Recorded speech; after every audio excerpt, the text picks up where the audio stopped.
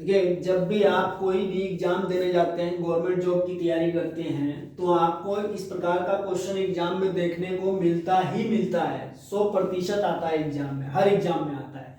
ठीक है, देखिए क्वेश्चन है आपका कि बच्चों की एक पार्टी में कुछ दोस्त शामिल हुए, प्रत्येक एक दूसरे से हाथ मिलाते हैं। इस प्रकार मिलाए गए हाथों की संख्या जो है वो 68 है। तो बच्चों की संख्या ज्ञात कीजिए। तो देखिए, अब हम इसमें इस सूत्र का फॉलो कर सकते हैं। देखिए, इस सूत्र का फॉलो वैसे तो जब आपके पास बच्चे दे रखे होते हैं तो हम आसानी से निकाल लेते हैं आंसर। अगर बच्चों की संख्या नहीं दे रखी है तो यहां से भी आपका हैंड शेक की संख्या आती है, यानी कितनी बार हाथ मिलाए गए वो आते हैं। तो देखिए, ये सूत्र है आपका, तो हम इसको बराबर में रख देंगे 66 के। तो देखिए, जब आप 66 के रखेंगे बराबर में, ये फिर से हो जाएगा आपका n इंटू n माइनस 1। ठीक है, और बराबर में हो जाएगा 66। अब देखिए, ये भाग में है तो उधर जाकर के गुना में हो जाएगा। तो आप इन दोनों को जब गुना करेंगे तो आपका होगा 6 गुना में 2 12 हो गया, बचा एक आपका 6 गुना में 2 12 और एक 13, यानी कि n इंटू n माइनस 1 की वैल्यू जो है वो कितनी है, 13। तो देखिए, गिफ्ट वाले में हमने आपको बताया कि जब भी n इंटू n माइनस 1 की वैल्यू दे रखी हो तो आपको क्या करना है, डायरेक्ट आंसर निकालने के लिए हम क्या करेंगे, तो वो है आपका 132 है।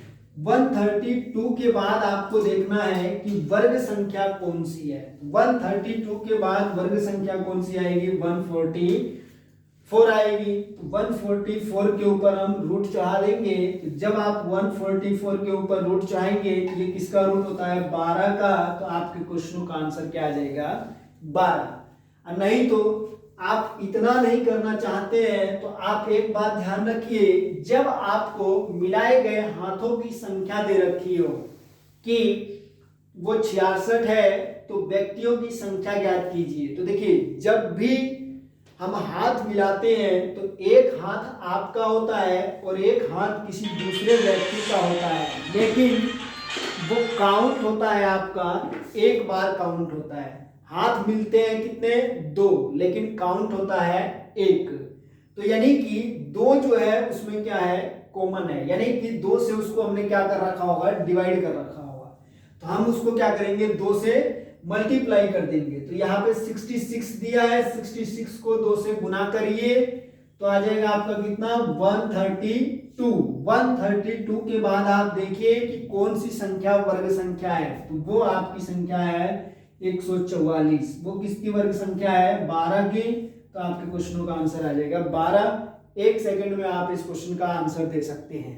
ठीक है, एक क्वेश्चन और देखते हैं हम। देखिए, क्वेश्चन है आपका कि मिलाए गए हाथों की संख्या जो है वो है आपकी यहाँ पे 120। तो आपको बताना है कि बच्चों की संख्या कितनी होगी। तो देखिए, अभी अभी हमने बताया आपको कि जो हाथों की संख्या दे रखी है टोटल, उसको हम 2 से क्या करेंगे, मल्टीप्लाई करेंगे। तो 2 से मल्टीप्लाई करेंगे तो आपका आ जाएगा कितना, 120 गुना में 2 यानी कि 240। अब 240 के बाद वर्ग संख्या देखना है आपको। तो 240 के बाद वर्ग संख्या कौन सी होती है, 256। वो किसकी वर्ग संख्या है, 16 की। तो आंसर आ जाएगा आपके इस क्वेश्चन का कितना, 16 आ जाएगा। ठीक है, अब इसमें और भी क्वेश्चन आप कर सकते हैं। जैसे मान लीजिए कि क्वेश्चन हो आपका, अब देखिए, अब इसमें आप अगर यहाँ आपको मिलाए गए हाथों की संख्या दे रखी हो तो आगे वर्ग संख्या देखेंगे। अगर मिलाए गए हाथों की संख्या नहीं, बच्चों की संख्या दे रखा हो आपको कि बच्चों की संख्या जो है वो दे रखी है यहाँ पे कि 10 है, तो मिलाए गए हाथों की संख्या कितनी होगी, मिलाए गए हाथों की संख्या ज्ञात कीजिए। संख्या ज्ञात करें। तो आप इस क्वेश्चन को कैसे करेंगे? तो इसके लिए आप इस सूत्र का, इस फॉर्मूला का या ध्यान रखिए। n की वैल्यू कितनी है? 10।